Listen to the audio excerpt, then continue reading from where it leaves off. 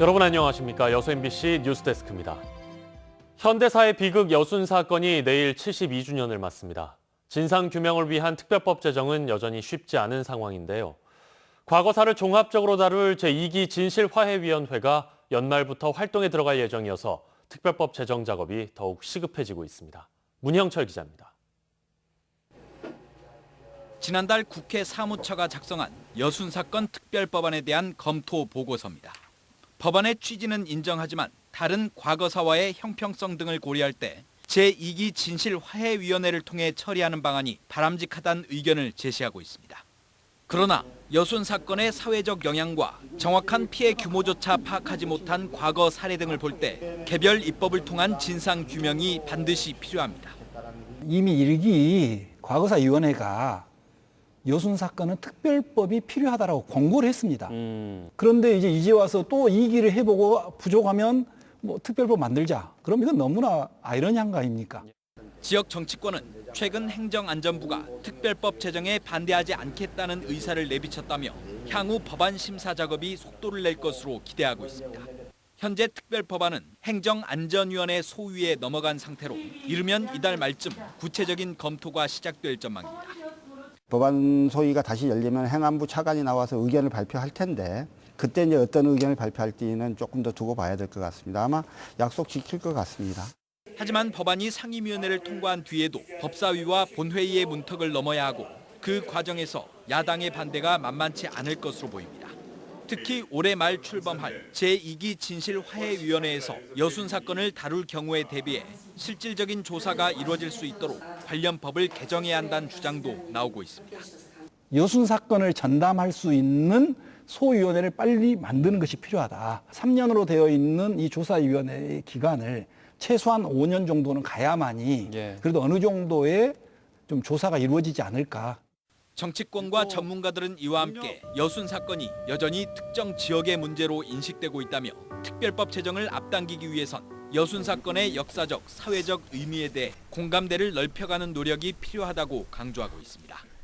MBC 뉴스 문형철입니다. 내일 여순 사건 72주기를 맞아 지역별로 묵념 사이렌이 울립니다. 이번 사이렌은 희생자들의 넋을 기리고 유족들을 위로하기 위한 것으로 여수는 오전 10시에, 순천은 11시에 지역별 행사에 맞춰 민방위 경보 통제소를 통해 1분 동안 울립니다. 지난 여름 댐 방류로 수해를 입은 주민들이 투쟁 강도를 높입니다.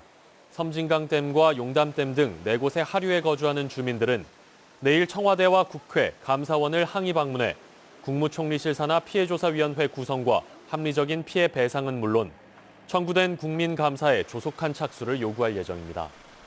한편 최근 열린 환경부 국정감사에서도 댐 수위관리 규정과 조사위원회 구성을 놓고 여야의 집중 추궁이 이어졌습니다. 전남도가 관내 요양시설 종사자에 대한 코로나19 전수조사를 실시합니다. 전남도는 최근 부산 모 요양병원에서 대규모 코로나19 집단 감염이 발생하면서 지역의 요양시설에서도 경로를 알 수 없는 감염 위험이 높아지자 도내 요양병원 90곳과 요양원 308곳의 종사자 13,000여 명을 대상으로 긴급 코로나19 전수조사에 나섭니다. 도는 경로를 알 수 없는 코로나19 감염의 확산 방지를 위해 이동량이 많은 광주 근교 시군부터 전수조사를 시작할 예정입니다. 2022년 3월 개교를 목표로 하는 한국에너지공과대학 설립 사업이 특별법 발의와 함께 탄력을 받고 있습니다. 올해 안에 법안이 국회에서 처리되고 내년 초 캠퍼스 공사가 시작되면 일정대로 개교가 가능할 것으로 전망됩니다. 이계상 기자입니다. 한국에너지공대의 설립과 지원을 제도적으로 뒷받침하기 위한 한국에너지공과대학교 법률안이 발의됐습니다. 법안 발의에는 50여 명의 국회의원들이 공동으로 참여했고 대부분 더불어민주당 소속 의원들입니다. 법안의 주요 내용은 학교의 발전과 안정적인 운영을 위해서 정부와 지자체, 공공기관이 재정 지원을 할 수 있도록 명시했고 대학의 자율성과 창의성을 보장하기 위한 법적인 근거 역시 규정에 담았습니다. 한국에너지공대는 특별법에 따라 운영되는 광주과기원처럼 특수법인 형태로 운영될 것으로 전망됩니다. 교수진이랄까 학생들에 대한 어떤 그 선발 기준, 그리고 또 처우에 대한 그 기준들도 특별히 해야 되고, 또 학사 운영이랄까 교과 편성에 대한 것도 창의성이 발휘될 수 있는 그런 제도와 근거가 뒷받침돼야 될 필요성이 있습니다. 2022년 3월에 에너지 공대 개교가 가능하도록 법안에는 특례 조항도 마련됐습니다. 법안 부칙 3조에는 고등교육법 제4조에도 불구하고 대통령령으로 정하는 바에 따라 시설과 설비, 교원 등의 기준을 갖춰 대학을 설립할 수 있다는 조항이 포함됐습니다.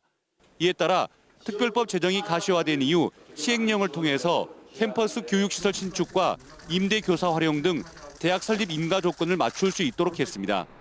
에너지 공대 법안은 올해 안에 국회 본회의 통과를 목표로 추진되고 있습니다.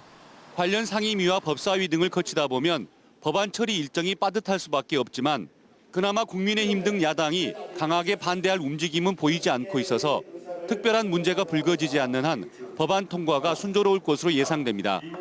한국에너지공대 캠퍼스 공사는 앞으로 넉 달여 동안 설계 작업이 마무리된 뒤 내년 초쯤 본격화될 것으로 전망됩니다. 명실공히 세계 최고의 에너지 특화 대학으로 발돋움하기 위한 교수진과 교원 확보 절차 역시 온 오프라인을 통해서 순조롭게 진행되고 있습니다.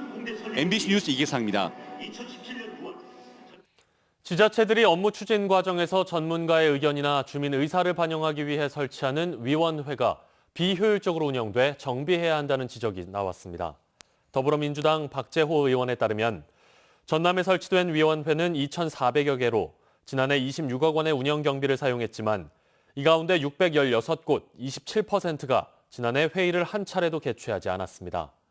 박 의원은 지자체별로 위원회의 필요성을 검토해 통폐합하거나 활성화 방안을 마련해야 한다고 지적했습니다.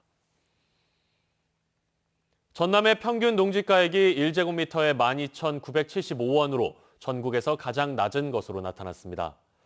이는 더불어민주당 윤재갑 의원이 농림축산식품부와 한국감정원에서 제출받은 건데 광역시도별 평균 농지가액에서 가장 높은 곳은 경기도로 1제곱미터에 10만 3,737원으로 집계됐습니다.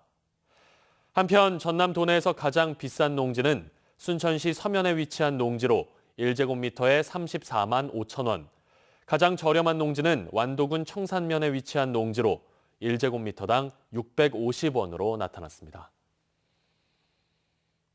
광양시 관광산업 발전을 위해 구성되고 있는 민간협력기구가 이번 달 출범합니다.